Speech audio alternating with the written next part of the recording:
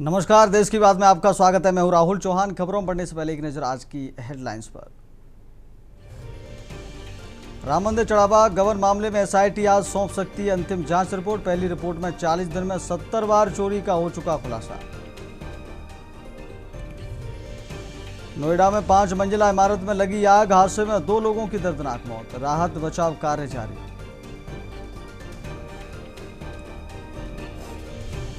विश्व युवा कौशल दिवस पर सीएम योगी बोले, पहले यूपी में नौकरी नहीं थी, आती भी तो चाचा भतीजे की जोड़ी वसूली पर जुट जाते। एक देश एक चुनाव का डिप्टी सीएम केशव प्रसाद मौर्य ने किया समर्थन। बोले, कांग्रेस की वजह से देश में हो रहे अलग अलग चुनाव। सांसद राहुल गांधी के कार्यक्रम स्थल को लेकर कांग्रेस प्रशासन में विवाद। देहरादून में 17 जुलाई को प्रस्तावित है छात्रों की गूंज कार्यक्रम। पीआरडी जवानों को उत्तराखंड सरकार की बड़ी राहत, अस्पताल में भर्ती होने पर मिलेगा मानदेय, एसओपी जारी।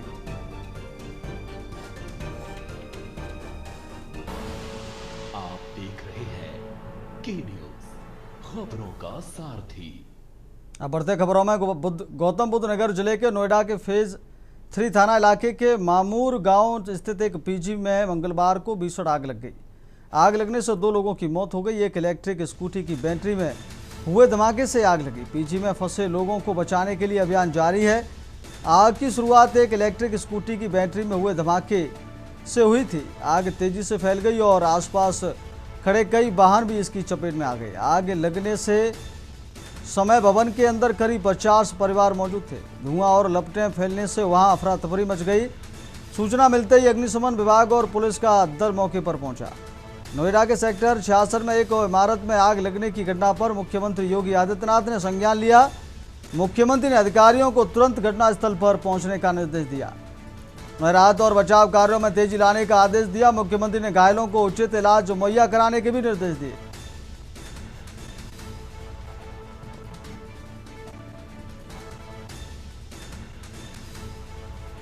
मकान में फंसे करीब 50 लोगों का रेस्क्यू किया गया। फायर विभाग का राहत और बचाव अभियान जारी। इलेक्ट्रिक बाइक में स्पार्किंग से आग लगने की आशंका।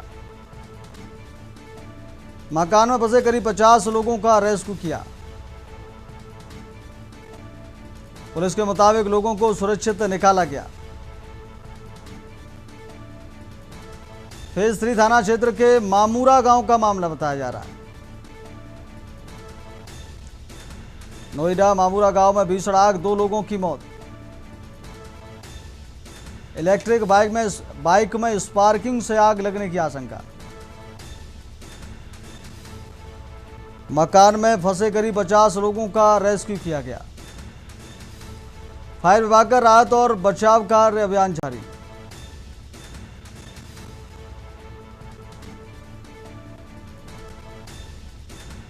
तस्वीरों में नजर आ रहा है भाग, लोगों में अफरा तफरी मची है। फायर विभाग का राहत और बचाव अभियान जारी है।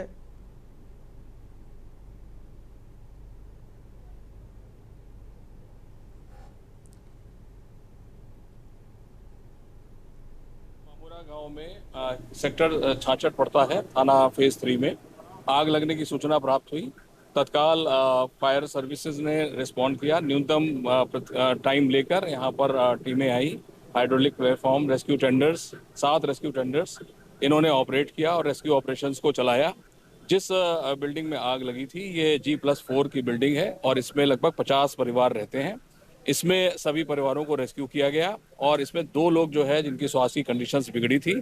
फ्यूम्स के कारण लोअर जो हमारा बेस जहां पर पार्किंग थी, कोई बेसमेंट नहीं था, ग्राउंड फ्लोर पे पार्किंग थी, वहां से फ्यूम ऊपर ट्रेवल करके गया। उस फ्यूम के कारण जो लोगों की मेडिकल कंडीशंस बिगड़ी, जिनको तत्काल एम्बुलेंस के माध्यम से डिस्ट्रिक्ट हॉस्पिटल्स में भेज दिया गया है, उनका स्टेटस हम आपको अपडेट करेंगे। वो यहाँ से जा चुके हैं और सारी की सारी जो 50 फैमिलीज रहती थी, हर फ्लोर पे लगभग 12 कमरे जो ऐसे कमरे हैं जो कि जिसमें डबल 2 रूम्स के एक फ्लैट के रूप में लोग रह रहे थे और उनको लगातार हम लोगों ने रेस्क्यू ऑपरेशंस को कंडक्ट किया है।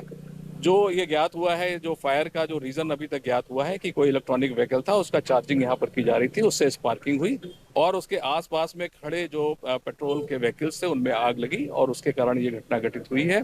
इसके संबंध में थाना फेज 3 पे रेलेवेंट सेक्शंस में मुकदमा लिखा जा रहा है और जो इसका बिल्डिंग का मालिक और लीज धारक है उसको हिरासत में ले लिया गया है।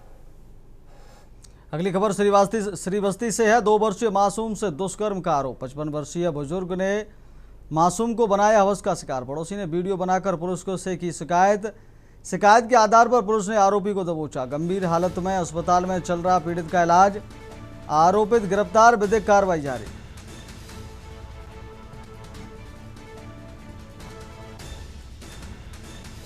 पड़ोसी ने वीडियो बनाकर पुलिस से की शिकायत। श्रीबस्ती से खबर आपको बता रहे हैं। शिकायत के आधार पर पुलिस ने आरोपी को दबोचा। श्रावस्ती से खबर आपको बता रहे हैं। पड़ोसी ने वीडियो बनाकर पुलिस से की शिकायत के आधार पर पुलिस ने आरोपी को दबोचा। गंभीर हालत में अस्पताल में चल रहा पीड़ित का इलाज। आरोपित गिरफ्तार, विधिक कार्रवाई जारी। एएसपी श्रावस्ती से खबर आपको बता रहे हैं। 2 वर्षीय मासूम से दुष्कर्म का आरोप। 55 वर्षीय बुजुर्ग ने मासूम को बनाया हवस का शिकार। पड़ोसी ने वीडियो बनाकर पुलिस से की शिकायत के आधार पर पुलिस ने आरोपी को दबोचा। पड़ोसी ने वीडियो बनाकर पुलिस से की शिकायत। रोला पर एक व्यक्ति द्वारा सूचना दी गई कि उसकी 2 वर्ष की नाम छोटी बच्ची के साथ उसके पड़ोस के एक व्यक्ति द्वारा दुष्कर्म की घटना कारित की गई है। इस सूचना पर थाना गिरौला पर मुकदमा अपराध संख्या 122/26 अंतर्गत धारा 65 BNS 5M/6 पॉक्सो एक्ट पंजीकृत किया गया है। अभियुक्त को गिरफ्तार करके जेल भेज दिया गया है। अगली खबर का रुख करते श्रावस्ती से खबर है। पुलिस ने चलाया ऑपरेशन मुस्कान। ऑपरेशन के तहत सैकड़ों गुम मोबाइल किए बरामद। 500 से अधिक गुमशुदा मोबाइल मालिकों को सौंपा। बरामद मोबाइलों की अनुमानित कीमत 16 लाख रुपए। मोबाइल पाकर चेहरों पर खिली मुस्कान। सर्विलांस और पुलिस टीम की सक्रियता। बरामद मोबाइलों की अनुमानित कीमत 16 लाख रुपए। 500 से अधिक गुमशुदा मोबाइल मालिकों को सौंपा। बरामद मोबाइलों की अनुमानित कीमत 16 लाख रुपए। मोबाइल पाकर चेहरों पर खिली मुस्कान। सर्विलांस और पुलिस टीम की सक्रियता से खुलासा। जनपद श्रावस्ती की पुलिस द्वारा हर महीने मोबाइल बरामदगी का अभियान चलाया जाता है। मोबाइल जो लोगों के खो जाते हैं, गुम हो जाते हैं, उनकी बरामदगी का ये अभियान चलाया जाता है। इस अभियान के अंतर्गत माह जुलाई में सर्विलांस टीम द्वारा 65 मोबाइलों को बरामद किया गया है, जिनकी कीमत 16 लाख रुपया है। और 1 जनवरी से अब तक ऑपरेशन मुस्कान के तहत जनपद श्रावस्ती की सर्विलांस टीम द्वारा 500 से अधिक मोबाइलों को बरामद करके उनके वास्तविक मालिकों को सौंपा गया है। अगली खबर का रुख करते हैं। उत्तर प्रदेश सरकार के मंत्री धर्मपाल सिंह ने एक राष्ट्र एक चुनाव को देश के लिए हितकारी बताया। उन्होंने कहा कि जनता के लिए भी फायदेमंद है, क्योंकि समय की बचत होगी। पहले भी देश में इसी तरह चुनाव कराए जाते रहे हैं। अयोध्या दान चोरी मामले में मंत्री ने कहा कि SIT जांच में दोषी पाए जाने वालों को छोड़ा नहीं जाएगा। उन्होंने विपक्ष को मुस्लिम परस्त बताते हुए कहा कि विपक्ष एक विशेष वर्ग को खुश करने की जद्दोजहद में लगा है। वहीं KGMU में छात्रों को नॉनवेज न परोसे जाने को सही फैसला करार दिया। वन नेशन वन इलेक्शन को लेकर कमेटी जो है उत्तर प्रदेश के अंदर है और चर्चा की जा रही है कि आखिर देश के अंदर क्यों ना वन नेशन वन इलेक्शन हो, यानी कि पूरा देश एक इलेक्शन के तहत चले। और हमारे साथ मौजूद धर्मपाल सिंह जी, कैबिनेट मंत्री हैं। सर, कैसे देखते हैं वन नेशन वन इलेक्शन को लेकर जो है लगातार चर्चाएं चल रही हैं? ये एक राष्ट्र एक चुनाव, ये राष्ट्र हित में है और इसके लिए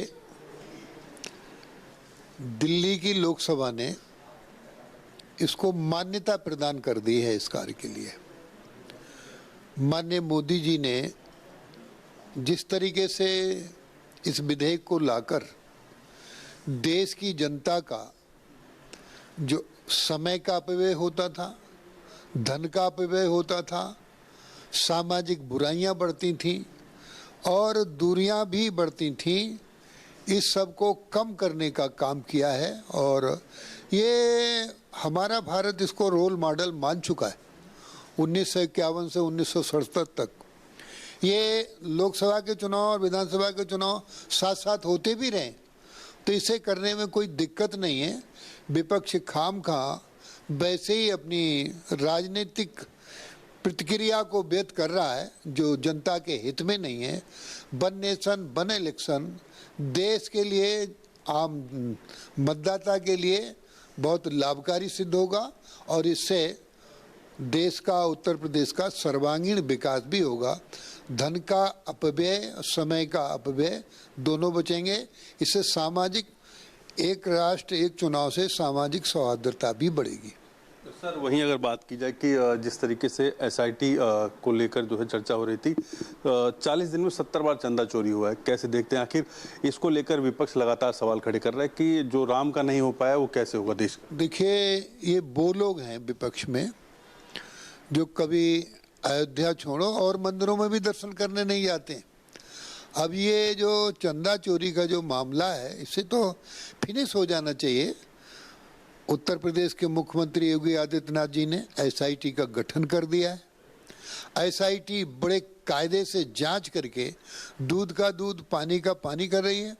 मैं इसमें अपने एक फिल्मी कलाकार अनुपम खेर के वाक्यों को जरूर दोहराना चाहूँगा।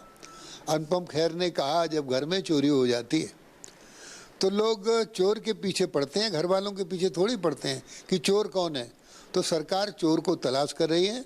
विपक्ष मुस्लिम तुष्टीकरण को करने के लिए कि मुस्लिमों को कैसे संतुष्ट किया जाए, मुस्लिमों को का वोट हासिल करने की राजनीति कर रहे हैं। वो ये लोग तो एक तरीके से सनातन विरोधी हैं। वहीं अगर बात की जाए केजीयू के अंदर जो है, जो हॉस्टल हैं, उसमें जो है मांस को जो है कि नॉनवेज जो है बैन कर दिया गया। क्या लगता है, क्या कितना सही निर्णय है ये? ये बिल्कुल सही निर्णय है। दो चीजें हैं, तन और मन। तन को ठीक करने के लिए पौष्टिक भोजन चाहिए, दूध, दही, मक्खन, घी, पनीर ये चाहिए। और जैसा खाओ अन्न वैसे ही बनेगा मन। तो अच्छा खाने से अच्छा मन बनेगा। तो तन की शुद्धि के लिए पौष्टिक घी, दूध की ज़रूरत है और मन की शुद्धि के लिए अच्छे विचारों की ज़रूरत है। तो जो निर्णय लिया है, हुआ है, इसका मैं बहुत स्वागत करता हूँ। धन्यवाद। तो ये थे धर्मपाल सिंह जी ने साफ तौर पर बोला कि एक राष्ट्र एक चुनाव देश के लिए ज़रूरी है ताकि धन का व्यय जो है वो बचे, और साथ ही एसआईटी पर जिस तरीके की रिपोर्टें आई हैं कोई भी उसमें बख्शा नहीं जाएगा। कैमरा लतीफ के साथ रामनाथ भट्ट, के न्यूज़, लखनऊ। अगली खबर का रुख करते खबर लखनऊ से। उत्तर प्रदेश विधानसभा अध्यक्ष और 8 बार के विधायक सतीश महाना ने अयोध्या राम मंदिर में चंदे की कथित चोरी के मुद्दे पर बयान देते हुए कहा, पैसा उन्हीं लोगों का चोरी हुआ जिन्होंने श्रद्धा भाव से नहीं दिया। उनके इस बयान के बाद राजनीतिक हलकों में प्रतिक्रियाओं का दौर शुरू हो गया है। विपक्ष ने बयान को लेकर सवाल उठाए हैं, जबकि सत्तापक्ष की ओर से अलग अलग प्रतिक्रियाएं सामने आ रही हैं।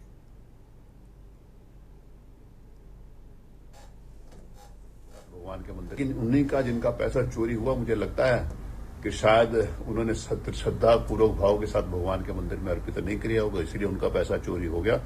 हमारा पैसा चोरी नहीं हुआ, हमारा पैसा मंदिर में लगा है और मंदिर का भव्य स्वरूप इस बात का प्रमाण है। लेकिन उन्हीं का जिनका पैसा चोरी हुआ, मुझे लगता है कि शायद उन्होंने श्रद्धा पूर्वक भाव के साथ भगवान के मंदिर में अर्पित नहीं किया होगा, इसलिए उनका पैसा चोरी हो गया। हमारा पैसा चोरी नहीं हुआ, हमारा पैसा मंदिर में लगा है और मंदिर का भव्य स्वरूप इस बात का प्रमाण है।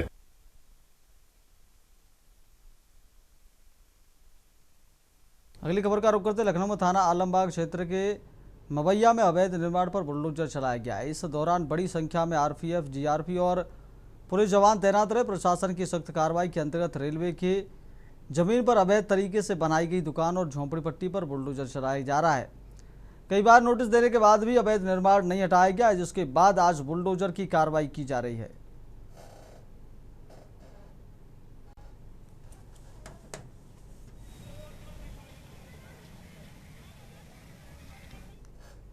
अगली खबर का रुख करते खबर लखनऊ से है, जहां गोमती नगर थाना क्षेत्र में शादी का झांसा देकर दुष्कर्म के आरोप में दर्ज मुकदमे के 1 माह बाद भी आरोपी की गिरफ्तारी नहीं हो सकी है। पीड़िता का आरोप है कि आरोपी ने शादी का वादा कर संबंध बनाए और उसका खर्च भी वही उठाती रही। अब आरोपी जान से मारने की धमकी दे रहा है। मामले को लेकर गंभीर धाराओं में मुकदमा दर्ज होने के बावजूद कार्रवाई होने से पीड़िता ने पुलिस की कार्यप्रणाली पर सवाल उठाते हुए उच्च अधिकारियों से न्याय की गुहार लगाई है। आरोपी मूल रूप से देवरिया जिले का रहने वाला है।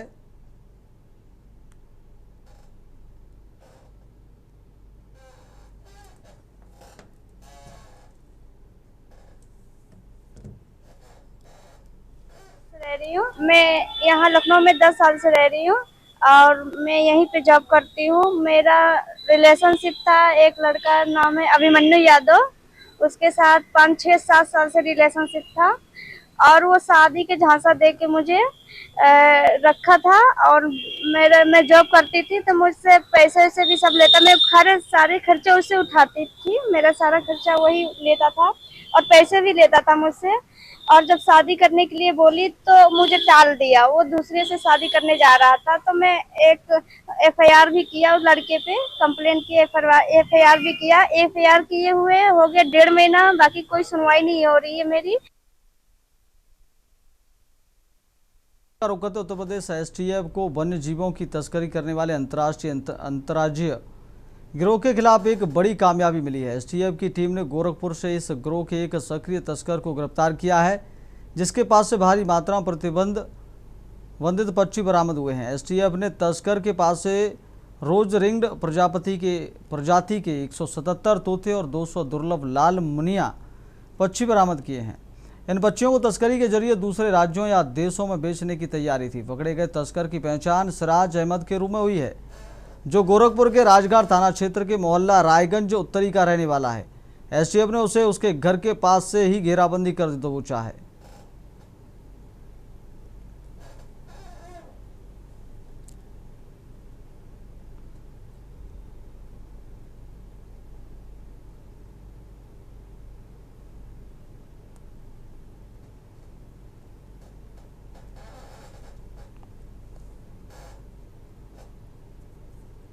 अगली खबर का रुख कर लेते। खबर अलीगढ़ से है, जहां जवां थाना क्षेत्र स्थित अल्ट्राटेक सीमेंट फैक्ट्री में काम करते समय एक मजदूर गर्म सीमेंट की चपेट में आकर घायल हो गया, जबकि एक अन्य मजदूर के काम करते समय पैरालिसिस से प्रभावित होने का मामला सामने आया। घटनाओं के बाद मजदूर संघ ने फैक्ट्री गेट पर प्रदर्शन कर घायल कर्मियों के समुचित उपचार और उनके परिवार के भरण पोषण की व्यवस्था की मांग उठाई। सूचना मिलने पर पुलिस मौके पर पहुंची और विवाद की स्थिति को शांत कराया। फैक्ट्री प्रबंधन द्वारा उचित कार्रवाई का आश्वासन दिए जाने के बाद मजदूरों ने अपना धरना प्रदर्शन समाप्त कर दिया।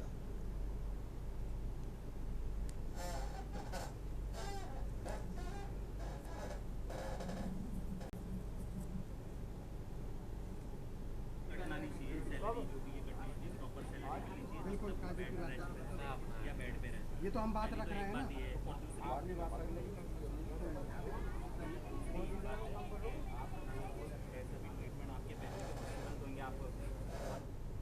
अगली खबर का रुख कर लेते हैं। साइबर अपराधियों के खिलाफ उत्तर प्रदेश के पुलिस महानिदेशक के निर्देश पर गौतम बुद्ध नगर पुलिस ने एक बड़ी कामयाबी हासिल की है।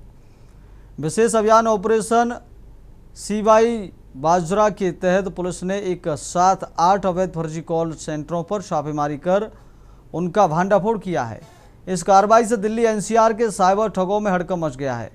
पुलिस ने इस मेगा ऑपरेशन के दौरान संदिग्ध ठिकानों से 700 से अधिक लोगों को हिरासत में लेकर उनका सत्यापन किया और गहन पूछताछ की। साइबर ठगी के लिए इस्तेमाल होने वाले म्यूल बैंक खातों की खरीद फरोख्त करने वाले गिरोह पर भी शिकंजा कसा गया है, जिसमें 49 आरोपियों के खिलाफ सख्त कानूनी कार्रवाई की गई। गिरफ्तार आरोपियों में एक नाइजीरियाई नागरिक भी शामिल है। उसके पास से मिले डिजिटल सबूतों की जांच में पता चला है कि उसका connection national cyber crime reporting portal पर दर्ज देश भर के कई बड़े साइबर फ्रॉडों में मामलों से है।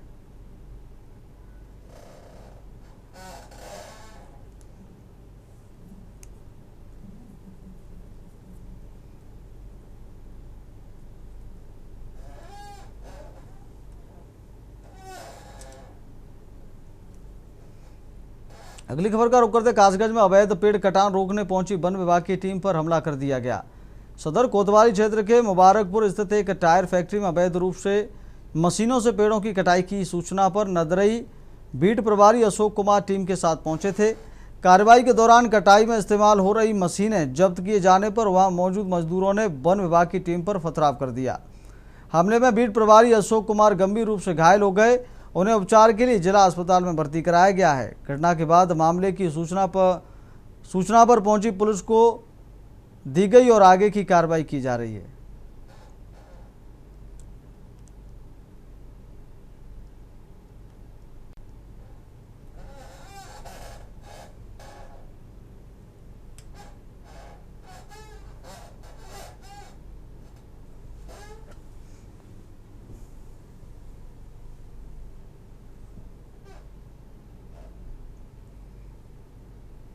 अगली खबर का रुख कर लेते नोएडा में साइबर ठगों ने डिजिटल अरेस्ट का डर दिखाकर LIC के एक सेवानिवृत्त सहायक डिविजनल मैनेजर से 35 लाख रुपए की ठगी कर ली। आरोपियों ने खुद को सरकारी जांच एजेंसी का अधिकारी बताकर 3 दिनों तक व्हाट्सएप कॉल के जरिए बुजुर्ग को मानसिक दबाव में रखा और गिरफ्तारी का भय दिखाया। इसके बाद RTGS के माध्यम से पीड़ित से कई रिश्तों में 35 लाख रुपए अपने खातों में ट्रांसफर करा लिए। शिकायत मिलने पर साइबर क्राइम थाना पुलिस ने अज्ञात आरोपियों के खिलाफ मुकदमा दर्ज कर जांच शुरू कर दी है। पुलिस उन बैंक खातों और मोबाइल नंबरों की जांच कर रही है जिनका इस्तेमाल ठगी में किया गया। साथ ही संबंधित बैंकों की मदद से धनराशि ट्रेस करने का प्रयास जारी है।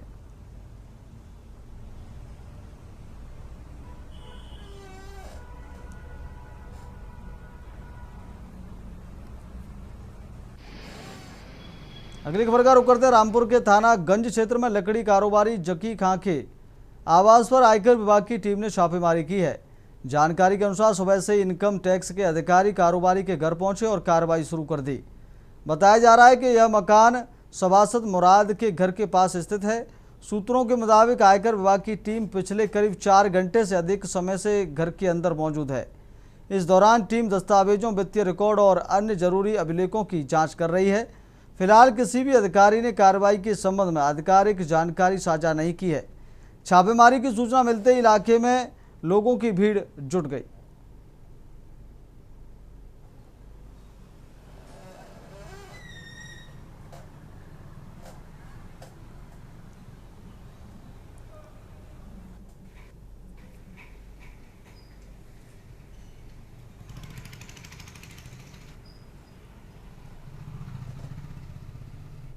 अगली खबर का रुख कर लेते हैं चंदौली में 44 साल से प्रार्थना कर रहे एक पीड़ित को अब तक न्याय नहीं मिल पाया।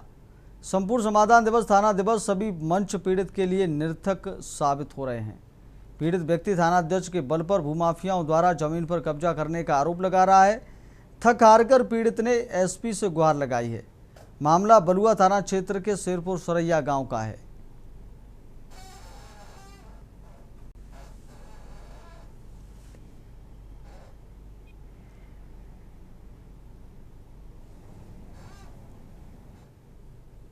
रुकेंगे एक छोटे से ब्रेक के लिए। ब्रेक के बाद खबरों में जल्द लौटेंगे।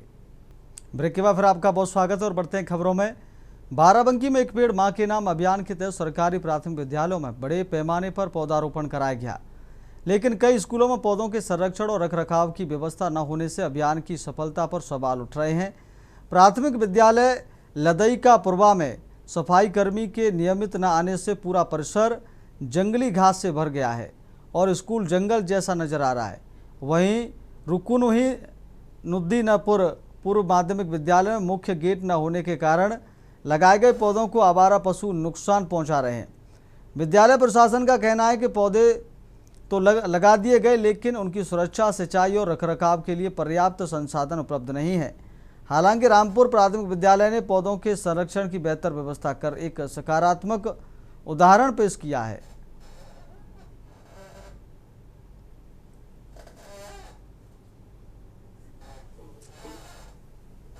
अगली खबर का रुख कर लेते हैं अलीगढ़ के टप्पल थाना क्षेत्र के चौकी जट्टारी अंतर्गत देवका नगला में 15 वर्षीय एक नाबालिग किशोरी के लापता होने का मामला सामने आया है।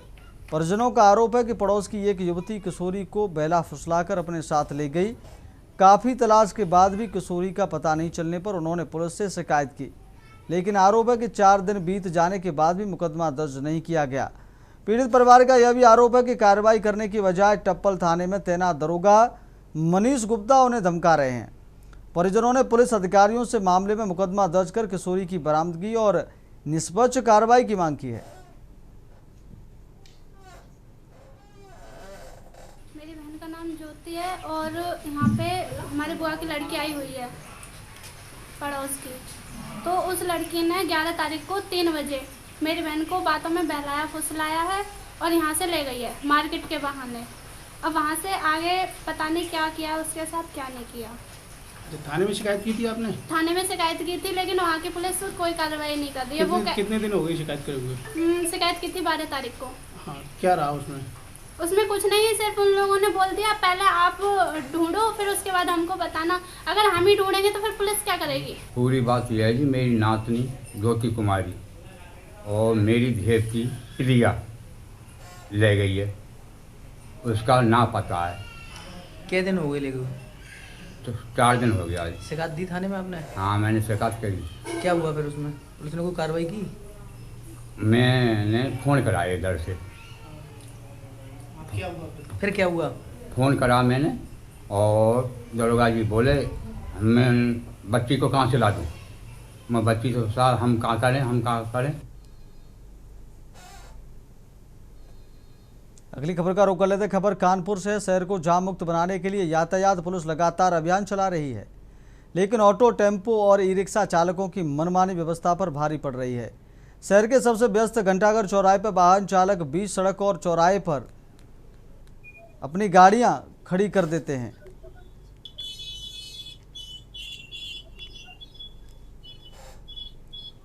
जिससे आए दिन लंबा जाम लग जाता है और राहगीरों को परेशानी उठानी पड़ती है। डीसीपी ने बताया कि यातायात व्यवस्था को सुचारू बनाने के लिए लगातार अभियान चलाया जा रहा है, लेकिन नियमों की अनदेखी करने वाले वाहन चालक व्यवस्था बिगाड़ रहे हैं।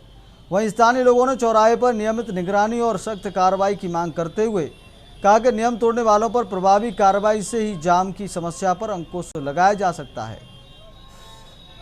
यहाँ पे ट्रैफिक व्यवस्था बहुत बनाई हुई है, जबकि पुलिस कर्मी बराबर काम करते हैं। उसके बाद ये ऑटो ई रिक्शा मानते हैं जाम का सबसे बड़ा कारण है।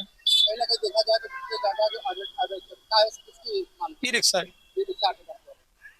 जबकि ट्रैफिक पुलिस तो बराबर दिन भर रात में 9-10-11 बजे तक काम करती है। ट्रैफिक व्यवस्था तो बहुत अच्छी है, मगर अराजकता जो है ये बैटरी रिक्शे वालों की, ऑटो वालों की बहुत ज्यादा है।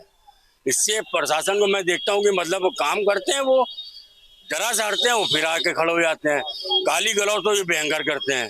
कोई भी आदमी इनसे मतलब सुख नहीं ना, क्षतिग्रस्त आदमी है हो चुका है इनसे। ट्रैफिक पुलिस कानपुर के द्वारा लगातार हम लोग अभियान चला रहे हैं।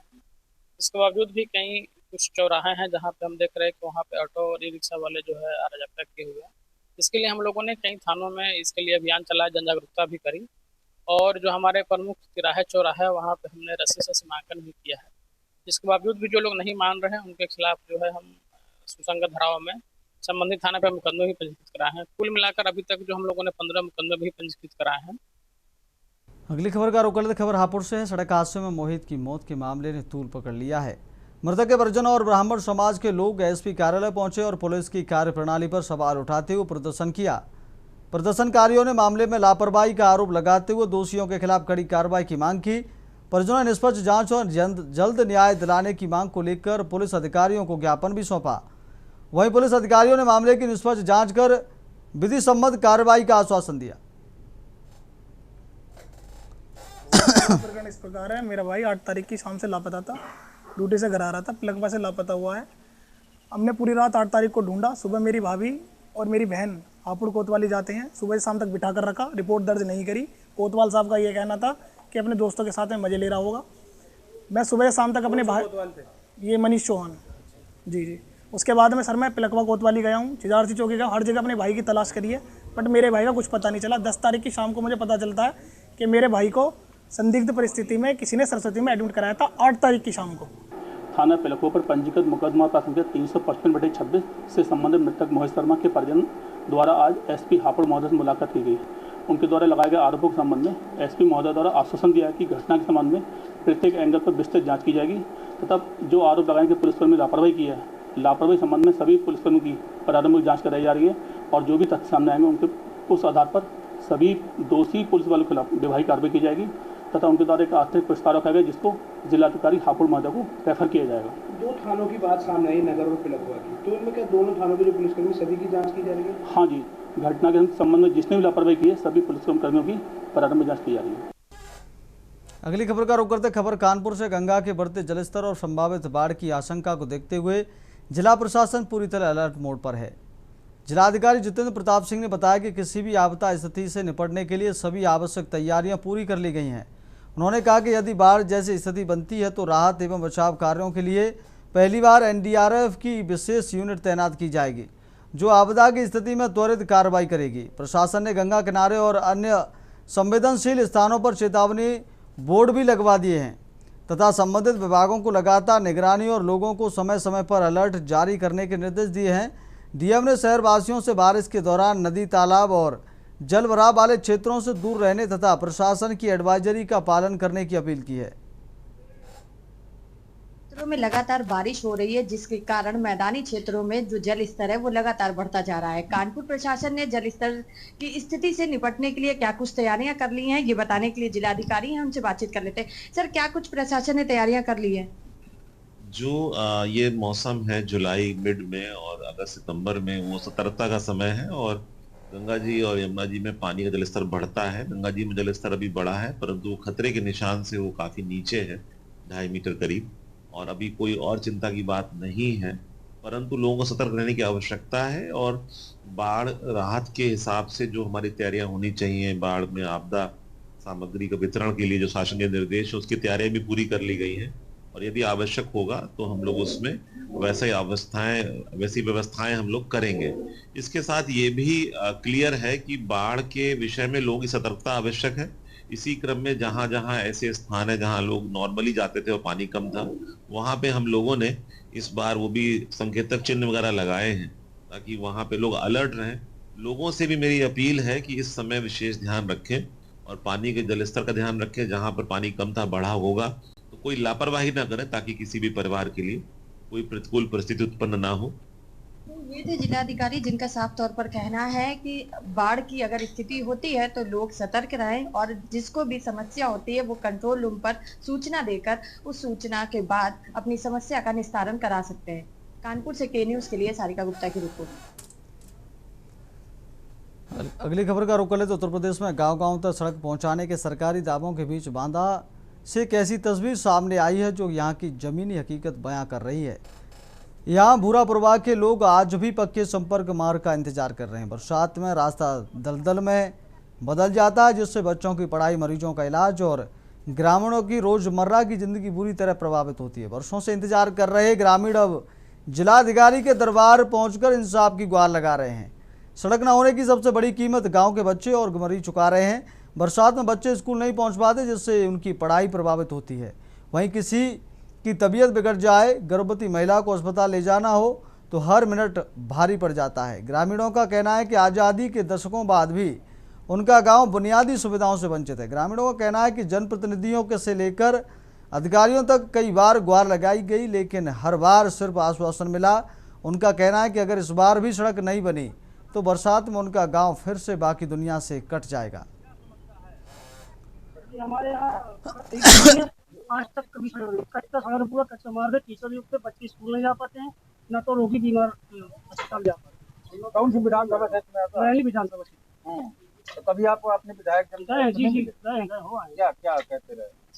ले लिया है, बस कोरे आश्वासन मिले हैं। शहर कोठी ऑफिस से लेके भूरा यादव के पुरव तक लगभग 1 किलोमीटर है सर। वो नहर की पटरी ही रास्ता है, कोई अलग से रोड भी नहीं है वहाँ। और आप समझ सकते हैं क्या स्थिति होती है जब ट्रैक्टर निकलते हैं आहली वाले, तो और स्थिति भयानक हो जाती है।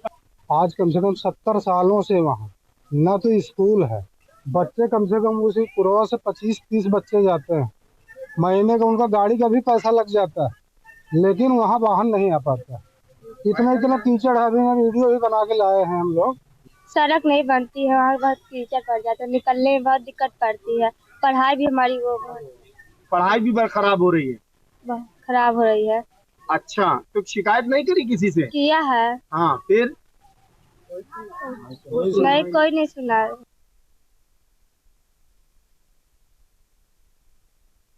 घर लौट रहे एक बुजुर्ग की चलती रोडवेज बस में संदिग्ध परिस्थितियों में मौत हो गई।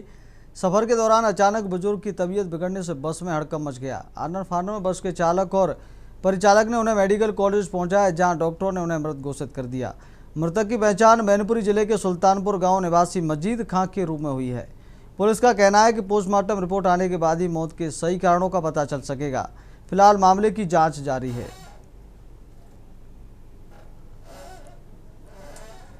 पहले इनकी दवाई चल रही थी, दवाई खा के इनको आराम हो गया। इन्होंने सोची हमारे पास आ रहे थे मिलने के लिए, तो रात में वो बस में इनकी हालत तबीयत खराब हो गई। यहाँ पे और कोई लाया था, हम तो अभी आए हैं यहाँ पे। तो कहाँ के रहने वाले थे ये? सुल्तानगंज के। जनपद वहीं के सुल्तानगंज मैनपुरी। मैनपुरी। अच्छा, आप कहाँ रहती हैं? हम सुल्तानगंज के पूरा भी ससुराल है मेरी। अच्छा, तो एटा आ रहे थे, कहाँ जा रहे थे? उनकी साली रहती है, साली के पास भी आए थे। साली से बोल रहे थे अपनी बेटी के पास जा रहे हैं, उससे मिलने के लिए। अगली खबर का रुख करते खबर कानपुर से। जन स्वास्थ्य से खिलवाड़ करने वालों के खिलाफ जिला प्रशासन का अभियान लगातार जारी है। आयुक्त खाद्य सुरक्षा उत्तर प्रदेश और जिलाधिकारी जितेंद्र प्रताप सिंह के निर्देश पर खाद्य सुरक्षा एवं औषधि प्रशासन की टीम ने बिलोहर तहसील में छापेमारी कर कृत्रिम रूप से रंगे जा रहे आलू का भंडाफोड़ किया। अनुज कोल्ड स्टोरेज और एम्पा कोल्ड स्टोरेज की जांच के दौरान अधिकारियों ने पाया कि आलू को लाल रंग को दिखाने के लिए सीमेंट कलर 4 फ्लोर का इस्तेमाल किया जा रहा था, जो खाद्य उपयोग के लिए अनुमन्य नहीं है। कार्रवाई के दौरान करीब 5000 किलोग्राम आलू, जिसकी अनुमानित कीमत 1.30 लाख रुपए है, जब्त किए गए। रंगीन आलू और इस्तेमाल किए गए रंग के नमूने जांच के लिए प्रयोगशाला भेजे गए हैं। जिलाधिकारी ने कहा कि मिलावट और नकली खाद्य पदार्थों के खिलाफ सख्त कार्रवाई जारी रहेगी। कोई भी देखिए, जो कोई भी खाने का पदार्थ है उसके मानक हैं, food standards and safety authority of India के, उसके पास लाइसेंस होना चाहिए, हाइजीन कंडीशंस होनी चाहिए। तो उसमें हम लोग हमेशा कंज्यूमर से भी ये अनुरोध करते हैं कि खाने पीने की कोई चीज़ ऐसी है तो उसकी एक्सपायरी मैन्युफैक्चरिंग डेट देख लें। यदि उन्हें कोई शक है तो सूचित करें। हमारे यहाँ 19 खाद्य सुरक्षा अधिकारी कानपुर नगर में हैं और कानपुर महानगर बहुत संवेदनशील और महत्वपूर्ण है। इसमें अभी हाल में हम लोगों ने जहाँ पर आलू को रंगा गया था किस केमिकल रंग से, उसमें भी कार्रवाई की है। सड़े सॉस पर भी कार्रवाई की है। एक्सपायर्ड खजूर में भी हाल में कार्रवाई की गई, तब जानकारी में है। तो खाद्य विभाग की टीम लगातार लगी हुई और हम लोग सूचनाओं को डेवलप कर रहे हैं कि रैंडम सैंपल की बजाय जहाँ से सटीक इन्फॉर्मेशन हो वहीं पर हम लोग सैंपल भरें। खबर का रुख करते हैं हापुड़ के गढ़मुक्तेश्वर में सभासद अंकित कंसल और व्यापारियों ने प्रस्तावित टैक्स वृद्धि के विरोध में एसडीएम को ज्ञापन सौंपा। ज्ञापन में मकानों के गृहकर पर 12% ब्याज और दुकानों पर 600 रुपये की प्रस्तावित वृद्धि का विरोध किया गया। बढ़े हुए टैक्स को जनविरोधी बताते हुए प्रस्ताव तत्काल निरस्त करने की मांग की गई है। व्यापारियों और स्थानीय नागरिकों ने कहा कि टैक्स वृद्धि से मध्यम वर्गीय परिवारों और छोटे कारोबारियों पर अतिरिक्त आर्थिक बोझ पड़ेगा।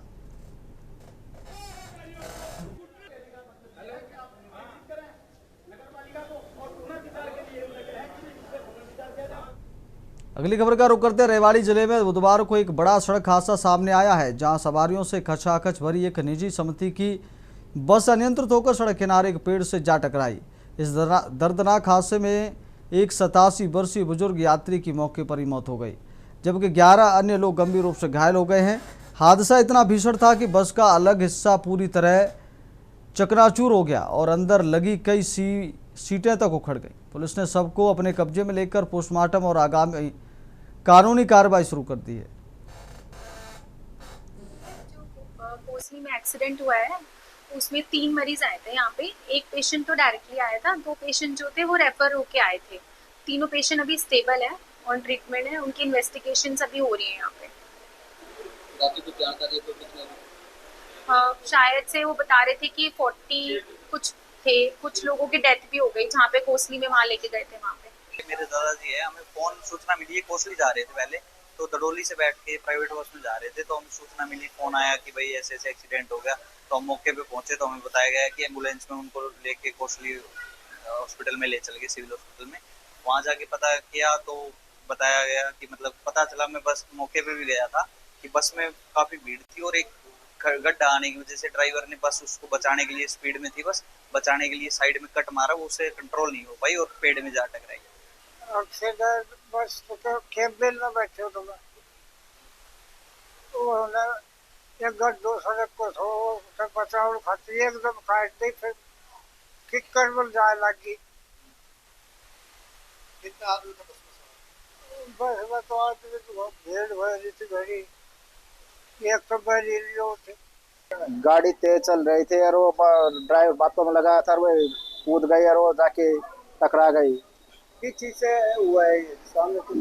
ये बस से हुआ है।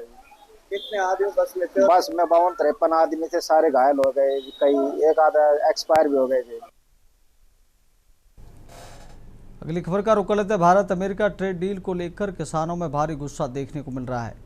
हालांकि किसान कई बार किस सरकार को यहां डील कर रद्द करने वाले भी कह चुके हैं, लेकिन सरकार के कान पर जू नहीं रेंग रहा है। इसी को लेकर किसानों संगठन ने अंबाला शहर अनाज मंडी से इकट्ठा होकर सरकार के विरोध में अंबाला के उपायुक्त को एक ज्ञापन सौंपा। आज भारतीय किसान यूनियन चड़ूनी गुट के जिला प्रधान अमरीक सिंह ने बताया कि भारत और अमेरिका के बीच में हो रही ट्रेड डील किसानों के हित में नहीं है। उन्होंने इस पर विरोध जताते हुए बताया कि अमेरिका की कंपनियों से आने वाला दूध शाकाहारी है या फिर कुछ और है, इस बारे सरकार को स्पष्ट करना होगा। उन्होंने कहा कि यदि ट्रेड डील हो जाती तो इसका असर हरियाणा के किसानों की आमदनी पर पड़ेगा। पहले तो आपके चैनल का धन्यवाद जो हमारे को रास्ते में रोक गई, हमारी बाइट ले रहे हैं और हमारी आवाज़ को चला रहे हैं। तो आज जो मुद्दा है, जो भारत सरकार, हमारे प्रधानमंत्री नरेंद्र मोदी जी अमेरिका से जो एक ट्रेड डील करने जा रहे हैं और फ्री ट्रेड डील, कोई टैक्स नहीं वहाँ से अमेरिका से जो भी सामान आएगा, और वो ऐसी ट्रेड डील है ना उसमें मजदूर बचेगा, ना उसमें डेयरी वाला, ना छोटा दुकानदार, और किसान तो है ही है उसमें। क्यों? वहाँ से तो दूध है वो 20 रुपये लीटर दे देंगे एकदम। फिर जैसे अभी सेब में हिमाचल में लूट रहे हैं, फिर बाद में उसको 2 साल बाद जब इधर की डेयरी खत्म हो जाएगी उसको लूटना शुरू कर देंगे। तो ये ट्रेड डील हमें नहीं मंजूर है। इसके विरोध में आज हमने जो बनाया है देश बचाओ मोर्चा, सभी यूनियन 200 से ऊपर यूनियन उसमें मिलके कि आज हर एक जगह हरियाणा, पंजाब, यूपी, उत्तराखंड, जहाँ भी संगठन है, महाराष्ट्र तक के सारे जुड़ रहे हैं। और मुद्दा है जी, पहले तो पत्रकार सारे आए, आप सभी साथियों का हमारा आपके लिए तहे दिल से शुक्रिया था। आप हमारी आवाज़ उठाते हो, आप देश की आवाज़ उठाते हो, किसान की आवाज़ उठाते हो, धन्यवाद है आपका। मुद्दे हैं जी, देश को बेचा जा रहा है। ट्रेड डील देखो, सरासर देश पे कितना असर पड़ेगा इस बात का, क्या बचेगा देश में? वही डोरू बजा रहे हैं, लुभाना सुपना है। वहाँ तो बड़ा किसान है, हम उसका मुकाबला नहीं कर सकते। वो दूध बासी दूध है, नॉन वेज दूध है, यहाँ लाके हमारी आस्था खराब करने कोई मंदिर में चढ़ाता है। सनातन खत्म है, सरदारी खत्म है जब हम वो दूध यूज करेंगे। और कोई भी उनका प्रोडक्ट है, हमें क्या पता उसमें क्या है, कितना बासी पुराना प्रोडक्ट है, जो बचा हुआ फूड है वो इंडिया में फेंकना चाहते हैं। अगली खबर का रुख करते कबीरधाम जिले के नेशनल हाईवे 30 रायपुर जबलपुर मार्ग में स्थित बंजारी मंदिर के पास नाइक ढाबा के पीछे एक अज्ञात व्यक्ति की शव मिलने से हड़कंप मच गया। सूचना पर पहुंची पुलिस शव की पहचान कराने में जुटी हुई है। फिलहाल मृतक व्यक्ति की पहचान नहीं हो पाई है। बोडला पुलिस सोशल मीडिया ग्रुपों में फोटो शेयर कर पहचान की कोशिश कर रही है।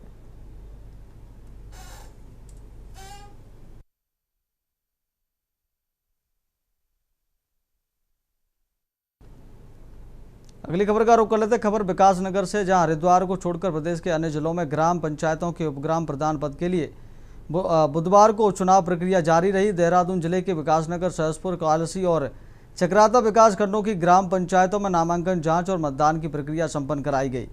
कुछ पंचायतों वार्ड सदस्यों को नामांकन पत्र न मिलने जैसी दिक्कतों का सामना भी करना पड़ा, जिससे अधिकारियों को हस्तक्षेप करते हुए समस्या का समाधान करना पड़ा। चुनाव परिणाम देर शाम तक घोषित किए जाने की संभावना है। विकासनगर की कुल 53 ग्राम पंचायतों के अंतर्गत उप प्रधान का निर्वाचन संपन्न किया जाना है, जिसमें सभी 53 ग्राम पंचायतों के अंतर्गत जो हमारे निर्वाचन अधिकारी की टीम है वो वहाँ पर पहुँच चुकी है और उसमें पूरी प्रक्रिया, हमारे यहाँ नॉमिनेशन फॉर्म कल तक हम लोगों ने यहाँ पर बिक्री करी और आज सुबह तक जब तक नामांकन का समय था तब तक संबंधित ग्राम पंचायतों में भी नामांकन पत्र बिक्री किए गए। आज का जो इसका शेड्यूल है उसमें 11 बजे तक आज नामांकन होने थे और 11 से 12 बजे के बीच नामांकन पत्रों की जांच की जाएगी और उसके बाद 12 बजे से लेके और 12:30 पर कोई भी प्रत्याशी अपना नाम वापसी कर सकता है। देखिए, आज उप प्रधान का चुनाव पंचायतों में हो रहा है। पूरे उत्तराखंड में ये चुनाव प्रक्रिया चल रही है हरिद्वार को छोड़कर, और यहाँ पर सामान्य स्थिति में चुनाव हो रहा है। यहाँ कोई ऐसा वो नहीं है, सामान्य स्थिति है। और हमारे यहाँ पर 12 वार्ड मेंबर हैं। वैसे तो हमारी पंचायत में 13 मेंबर हैं, लेकिन अभी एक हमारे मेंबर जो वार्ड 3 के थे उनका पर्चा निरस्त कर दिया गया है, क्योंकि उनकी जो प्रक्रिया पाई गई थी, क्योंकि उन्होंने 3 बच्चे दिखा रखे थे जो कि 2019 के बाद का से पहले के बच्चे थे। अगली खबर का रुख करते खबर प्रयागराज से। भारतीय रेलवे ने कर्मचारियों की ड्यूटी चेक पास व्यवस्था को पूरी तरह डिजिटल कर दिया है। अब सभी रेलवे कर्मचारियों की ड्यूटी चेक पास केवल HRMS पोर्टल के माध्यम से ही जारी किए जाएंगे। नई व्यवस्था लागू होने के बाद किसी भी कर्मचारी के लिए नया फिजिकल ड्यूटी चेक पास जारी नहीं होगा। रेलवे ने HRMS duty cheque pass module को रेलवन मोबाइल ऐप से भी जोड़ दिया है। इसके जरिए कर्मचारी ड्यूटी पास के साथ साथ अनारक्षित टिकट भी ऑनलाइन बुक कर सकेंगे। नई व्यवस्था का उद्देश्य प्रक्रिया को अधिक पारदर्शी, तेज और सुविधाजनक बनाना है।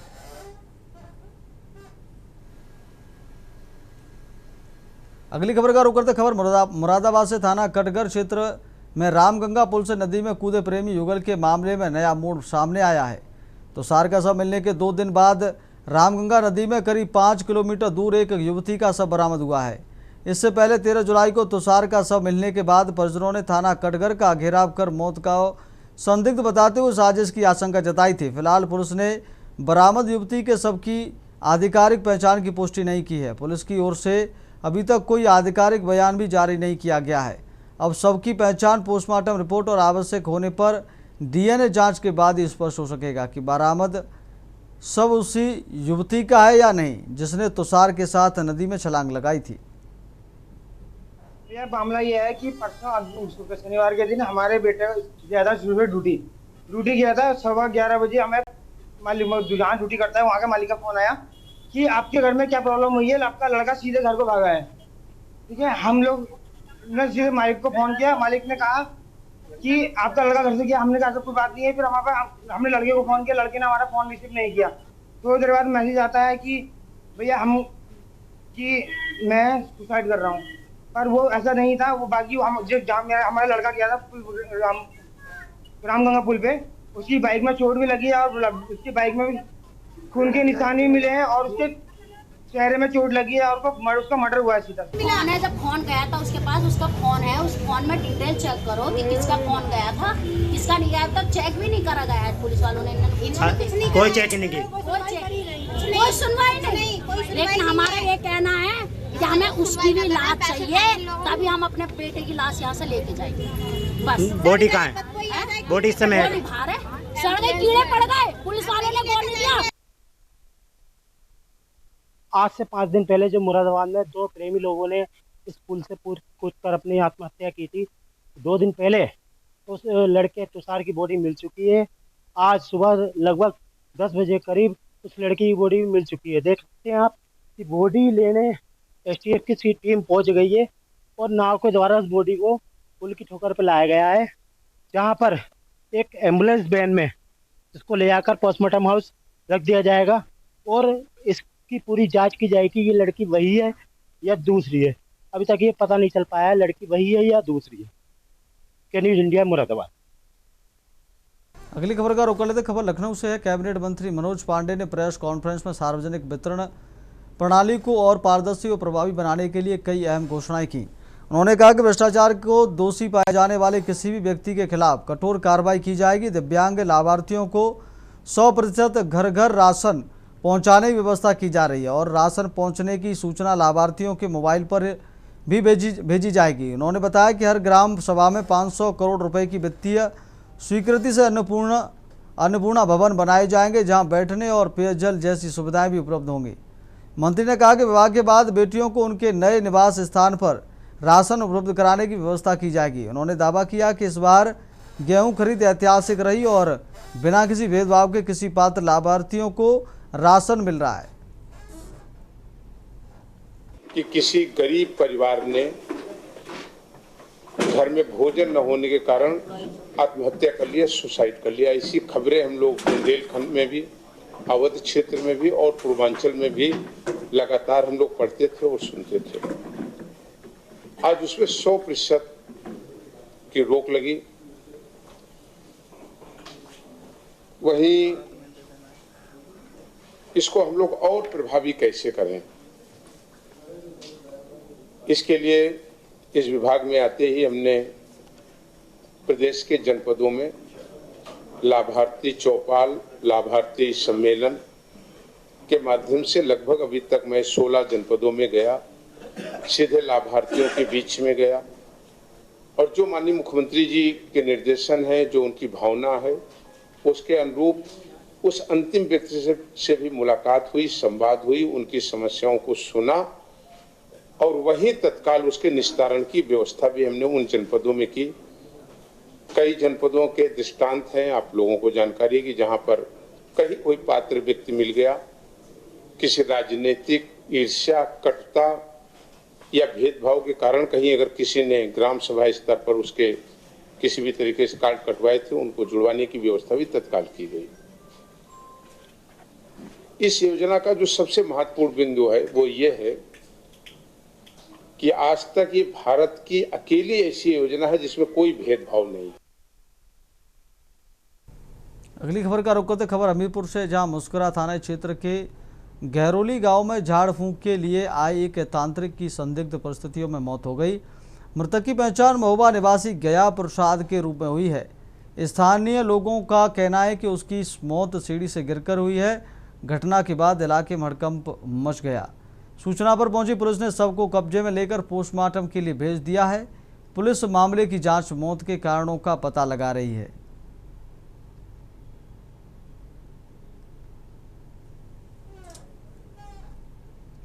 अगली खबर का रुख करते खबर हमीरपुर से, जहां मोदहा ब्लॉक के परिषद व डेरा मजरे की महिलाओं ने आज़ादी के प्रतीक तिरंगे को हाथों में लेकर कीचड़ और दलदल से भरी सड़क पर उतरकर अपना विरोध जताया। महिलाओं के विरोध प्रदर्शन के इस दृश्य ने न सिर्फ सभी का ध्यान आकर्षित किया, बल्कि सभी इसे लेकर चर्चा भी करते रहे। महिलाओं ने इस तरह अनोखे अंदाज में तिरंगा यात्रा निकालकर सड़क निर्माण की मांग उठाई। ग्रामीणों का कहना है कि बरसात में सड़क पूरी तरह दलदल में तब्दील हो जाती है, जिससे छात्र छात्राओं, मरीजों और आम लोगों का निकलना तक मुश्किल हो जाता है।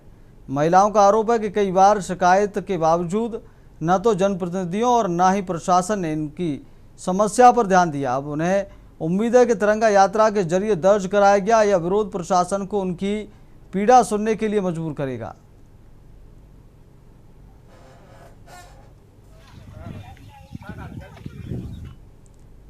फिलहाल देश की बातों मेरे साथ इतना ही। देखते रहिए के न्यूज़ इंडिया। नमस्कार।